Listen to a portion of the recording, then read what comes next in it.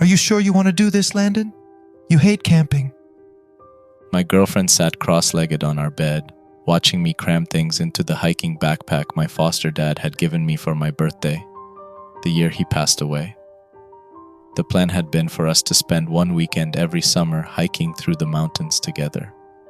I wanted to get more fit, and we both wanted to spend more time with each other. So in March of that year, he gave me this great backpack for my 22nd birthday. And then he went and died in June, 3 weeks before our first trip. To be honest, I had been so mad at him for going and dying on me that I had thrown the backpack in my closet and forgotten about it until now. I had never been crazy about camping. I'd only wanted to spend time with Hank. I looked back at her and said, "Yeah, I'm sure, and it's not really camping. More like..." She smirked. A rescue mission? I chuckled, but there was a deep pit in the bottom of my stomach as I said, "Yeah, more like a rescue mission, I guess." My best friend Patrick had gone on a solo backpacking trip a few weeks prior. He started in Grand Teton and was supposed to be back by now. He'd been using his emergency sat-nav device to send me the occasional message. And as time had progressed, his messages were only getting weirder, harder to understand. I got my last ping for his location a few days ago.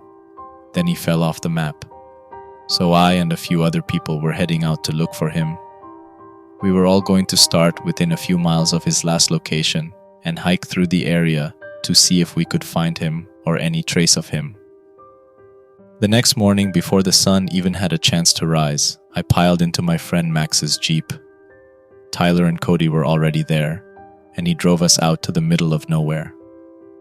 The four of us were quiet as we sipped gross instant coffee out of a thermos and listened to the early morning talk show hosts on the radio as they discussed some video that was trending. When we got to the parking spot below the first hiking trail, we all got out, collected our things, and made sure the sat-nav devices Cody had ordered online were all working. They were, and he explained that in order to message each other, we would have to keep our phones on, charged, and connected to the device via Bluetooth. We had all brought small solar-powered battery packs, so we didn't expect to run into trouble there. He also told us, very begrudgingly, that he had bought the monthly subscription so we could send as many messages as we needed to. We all thanked Cody, then split off in 4 separate directions and started hiking. My girlfriend Harissa had been pretty upset when I told her we were going to split up to look for Patrick, but we all felt like it would be the best way to cover as much ground as possible. The Park Service had told us they would send people out to look for Patrick, only after his family filed a missing persons report. Patrick's mom was too busy trying to score meth to make that happen, so we decided to take matters into our own hands. The first morning was beautiful, and I told myself that I was stopping every hour to admire the scenery, not to catch my breath. By mid-afternoon, I felt like I had found my stride, and I was starting to enjoy myself. I felt a little weird, like I didn't really know what I was doing, but I kept telling myself that I was doing the right thing in coming out here. Cody, Tyler, Max, and I kept in touch as best we could without wearing down our batteries, letting each other know how far we had made it and that none of us had found any signs of Patrick yet. I made the mistake of pushing myself to keep walking, even as the shadows grew longer, and I wound up having to set up camp in the dark. I was frustrated and kept making small mistakes, trying to put my little one-person tent up. I gave up and decided to look for firewood instead, promising myself I would plan my day better tomorrow, so I would have time to set up my tent. I built my fire, cooked my dinner, then made the comfiest sleeping spot I could and curled up on my sleeping bag. I lay there, staring up at the stars through the tree branches until exhaustion overtook me. I hadn't realized I'd fallen asleep until I woke up in the middle of the night needing to pee. I rolled over, getting ready to push my stiff body up so I could find somewhere to relieve myself, when I saw a dark shape hovering around the edge of my campsite. It looked like a Halloween decoration at first, as weird as that sounds. There was a vaguely human shape, but it was hunched and slightly more animalistic. I laid on my side, staring at it until it melted back into the tree line and became just another shadow. I got up then, making sure to go in the opposite direction, and tried to convince myself that it was just a shadow, maybe some kind of animal, some totally normal animal to find in the woods. With that, I managed to convince myself to go back to sleep, and I woke again to the first rays of sunlight poking me in the eye. The first thing I did was check my messages on my sat-nav device. Cody had sent us a message in the middle of the night about how creepy the woods were alone. And Max replied a few minutes before I woke up, saying he had felt like he was being watched all night. I remembered the strange shape I'd seen in the trees and felt a shiver work its way down my spine. It was probably just shared anxiety between the four of us, worrying about our missing friend. But it was still hard to shake the feeling that something was watching us, following us, and we didn't know what. I felt that cold drip of fear on my spine again, and did my best to shake it off. The sun was warm and bright, and despite my sore muscles, I was looking forward to the day's hike. I packed my things, ate a protein bar, then sent a message to the group, letting them know I was heading out and which direction I was going in. I got 3 messages back from the group with the directions they were going and a reminder from Cody not to kill our batteries. Zach sent a message back that said, "Shoot, should I stop using the sat-nav to torrent videos then?" Cody didn't send a reply back, but I knew he was rolling his eyes and laughing. I started walking, and despite my fatigue and nerves, I couldn't help but notice how beautiful it was. The pale yellow sunlight filtered through the trees, casting a patchwork of green and yellow onto the rocks and path in front of me. It was actually kind of mesmerizing, and I found myself beginning to understand why Hank and Patrick liked it out here so much. Thinking about my foster dad reminded me I had already lost one person, and it gave me renewed energy to find my best friend. Patrick had been there for me in the years since losing my foster dad, and I knew I couldn't have made it this far without him. An idea occurred to me and I stopped walking, then pulled out my phone and my sat-nav. I pulled up the messages I had been getting from Patrick and sent a message to his sat-nav number. I knew it was unlikely I would get anything back, but I really felt like I could sense his presence in the forest. I slid my technology back into my pack and kept walking, picking up my pace as I did. We had a lot of ground to cover, and I knew 4 people weren't enough for a search party, but we had to try. I hiked for hours, sometimes going off trail so I could explore an area I thought Patrick would have liked, other times stopping and just calling out his name. Around mid-afternoon, I stopped to make a real lunch, rather than just tearing into another protein bar, and allowed myself a peek at my sat-nav. Nothing. I tried to swallow my disappointment along with my flavorless freeze-dried food.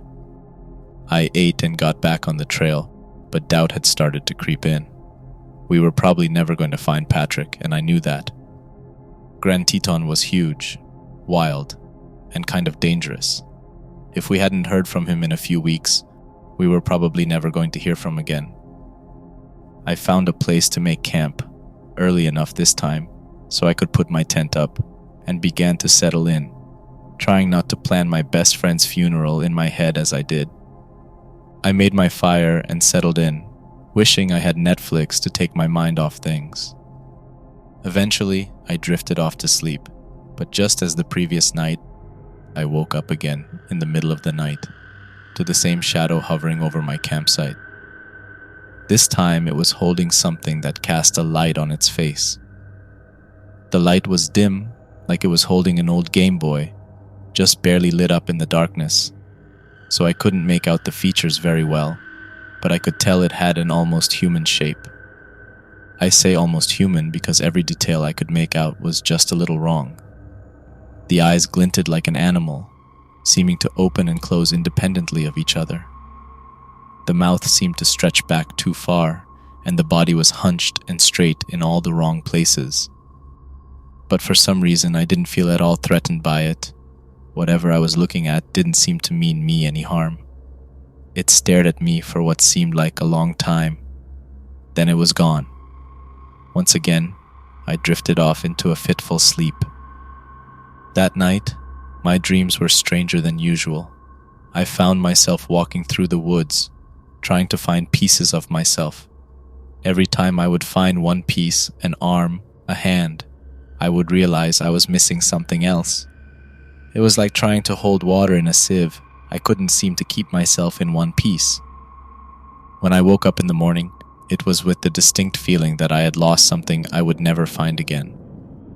As I got ready, I found myself checking my pack and pockets over and over, convinced something important was missing.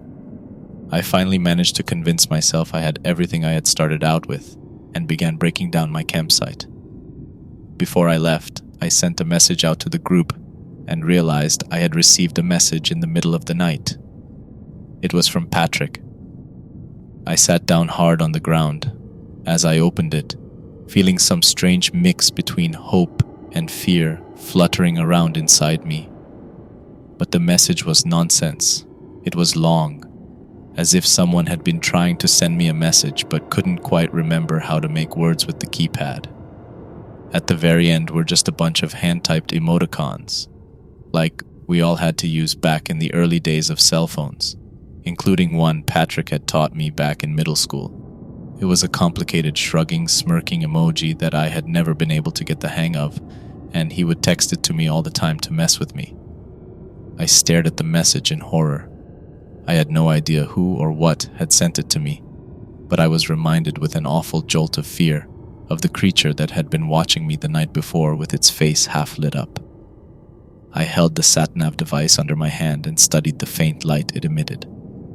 Something had Patrick's sat-nav, and it was following me. I spent the first 3 hours of my day debating whether or not I should message the rest of the group. I wanted them to know what had happened, but there didn't seem to be any way to express what I thought was happening without sounding like I had lost my mind. As the day wore on, I started to doubt myself more and more. I must have just dreamed the mystery figure, and maybe the text I got from Patrick was just a jumbled mess of messages he had attempted to send me that had failed to go through. It was a lame explanation even for me, but it was all I had, and I desperately needed something that felt more logical than some creepy shadow figure sending me nonsense messages from my missing best friend's phone. That night I sent a message out to the group that said, "Hey guys, I've got a bad feeling about Pat. I got a weird message from his device today. It seems like maybe an animal got a hold of it or something." Lame reasoning, but the best I could come up with. I didn't want to leave the other guys in the dark about the message in case it meant something. But I also didn't want to tell them I was pretty sure I had gotten the message from a shadow creature that was stalking me. Slowly over the course of the next hour, replies trickled in. The guys agreed that it was probably hopeless, and time for us to call it quits on our search. After an hour of back and forth, we agreed to give it 2 more nights. If we didn't find any sign of him tomorrow, then we would turn around the next day. I agreed that was fair enough, even though the thought of giving up made me feel sick to my stomach. I made my campsite, sent a message to Patrick letting him know we were still looking for him, then made dinner and went to bed. That night, I had more dreams of wandering through the woods, but this time the forest was like a house of mirrors. I kept running into reflections that seemed to be showing me bizarre creatures instead of myself. Occasionally I would see a glimpse of myself, but wrong, like all my features were there but in the wrong places. I woke up feeling worse than ever, then realized how late in the day it was.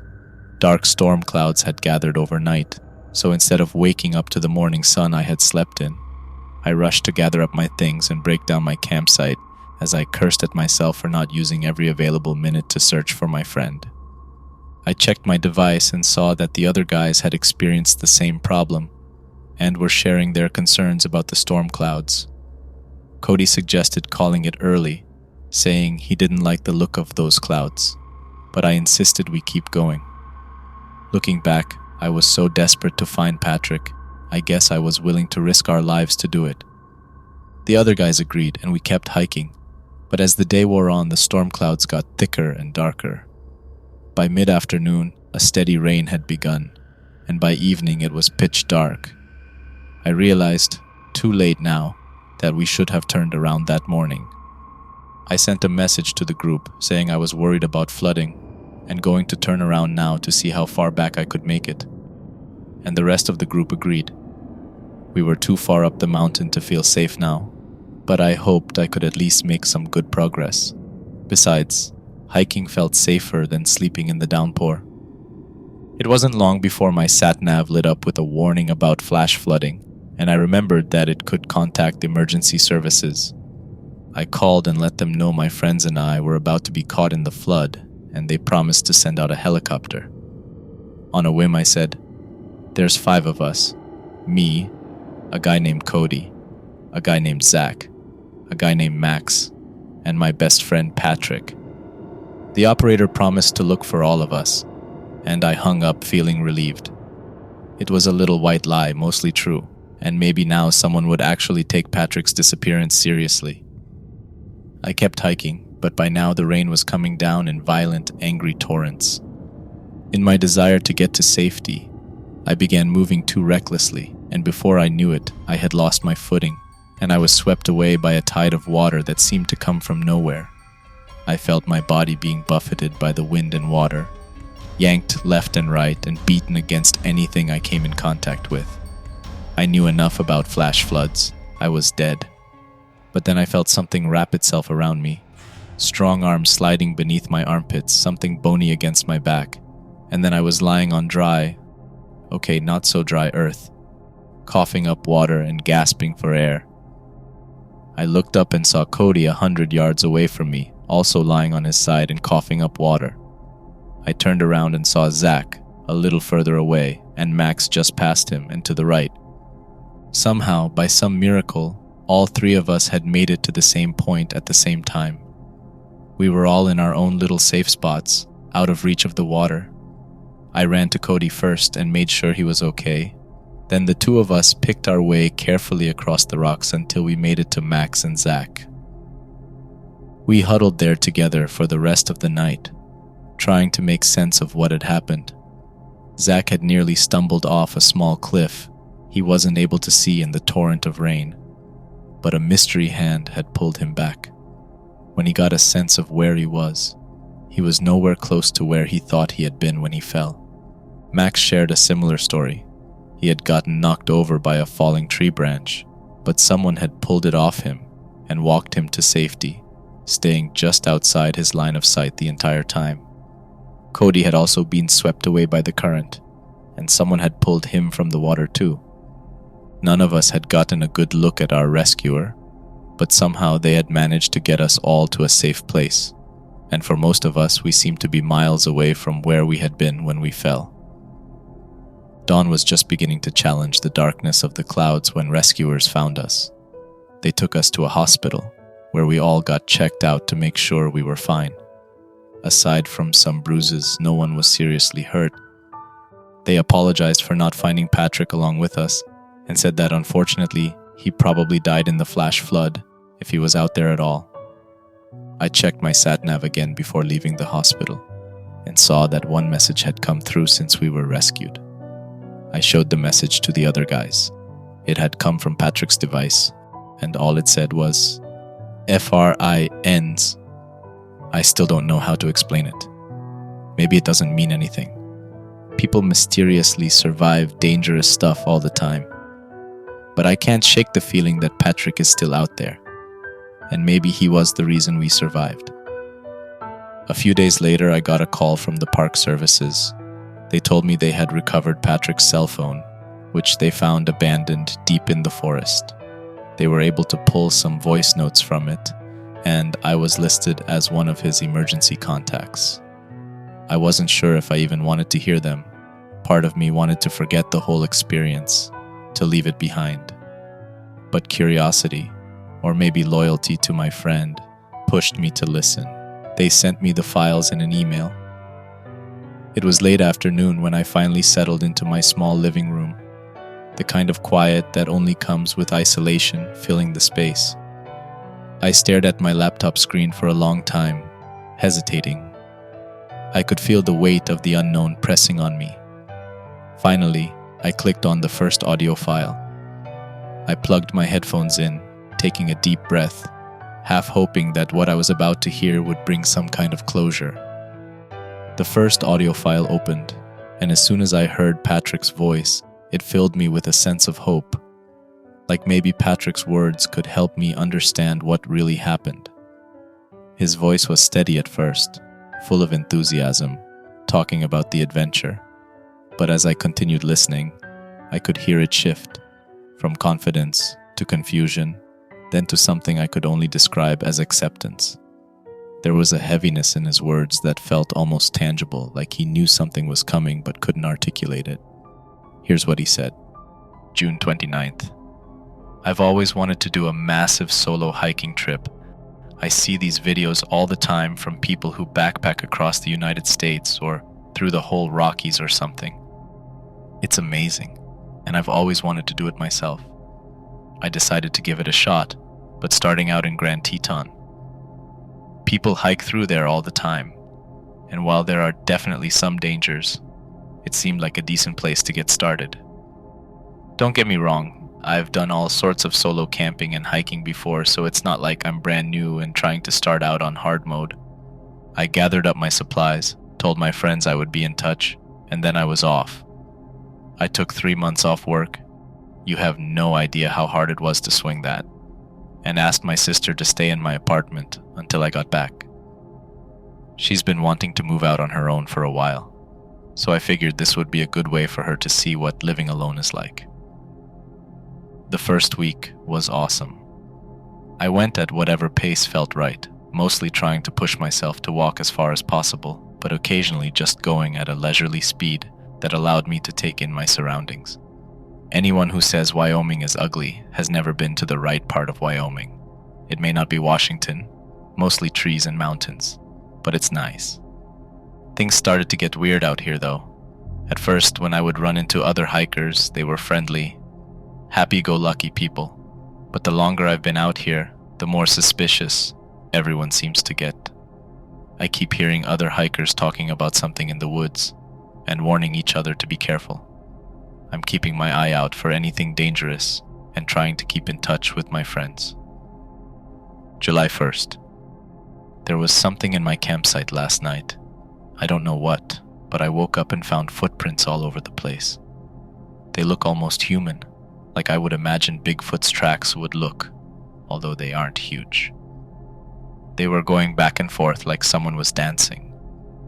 I also found trash, like a raccoon had been raiding other people's campsites and dragging its treasures over to mine. I found another couple who were hiking and asked if they noticed anything weird around their campground. They said there were footprints and something had gotten into their food. I suggested bears, but they said they think it's a homeless person. I guess that makes sense. July 8th. I know this is going to sound weird, but I swear the days are getting longer. I don't really know how to explain it, but each day seems to be stretching out farther and farther. Sometimes, by the time I go to sleep at night, I feel like I've been up for weeks. I and other hikers are still reporting the weird tracks around our campsite. Last night I saw that they went around and around my tent, but I didn't wake up in the night. I sent a message to Landon, letting him know what's going on. July 11th. No weird tracks around my campsite last night.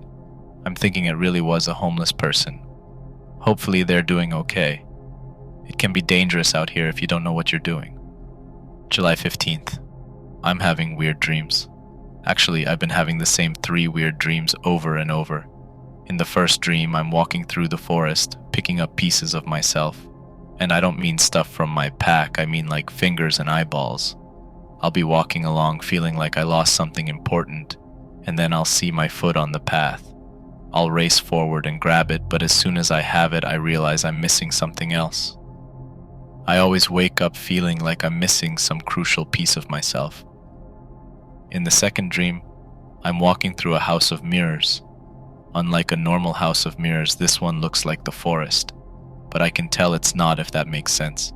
Like if you decorated a house of mirrors to look like one of those weird jungle restaurants my buddy Max is always wanting to go to. Every time I look in one of the mirrors, it's like it's showing me someone else. I see other hikers I've run into out here, but they always look startled or terrified. Sometimes I see myself, but all my features are in the wrong places. At one point I saw myself, and I looked perfectly normal, except I was missing my eyes. In the space where they should have been, there was nothing.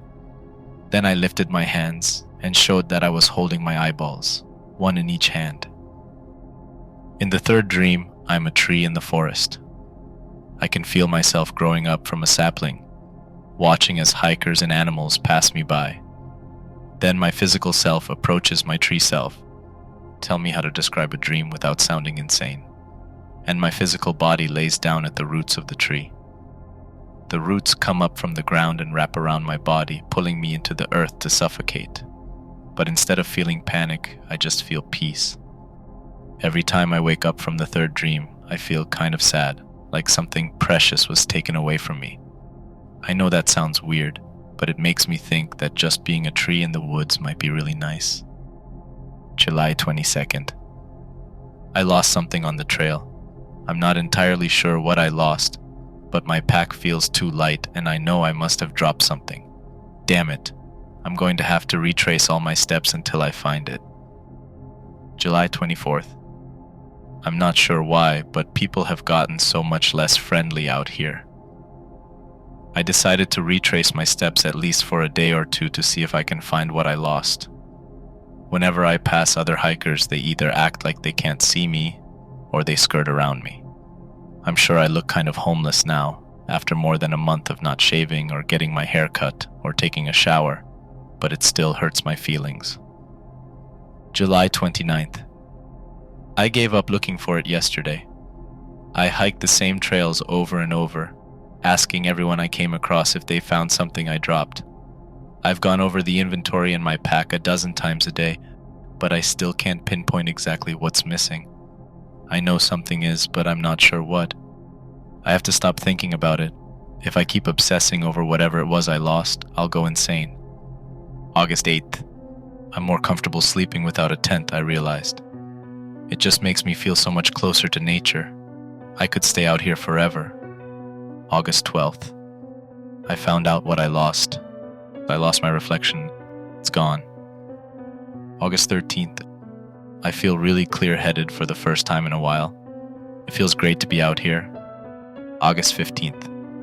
Other hikers don't see me. Other hikers don't talk to me. Other hikers don't see the forest. Other hikers don't talk to the forest. I am forest. They are hiker. November 5th. Landon, Max, Cody, Zach. North, south, east, west. Landon, Max, Cody, Zach. Northeast, southwest, due west, due east. Landon, Max, Cody, Zach. North, southeast, southwest, northwest. Landon, Max, Cody, Zach. Drowned, crushed, drowned, fell. November 7th. Safe. FRINs. Roots. My roots. Safe.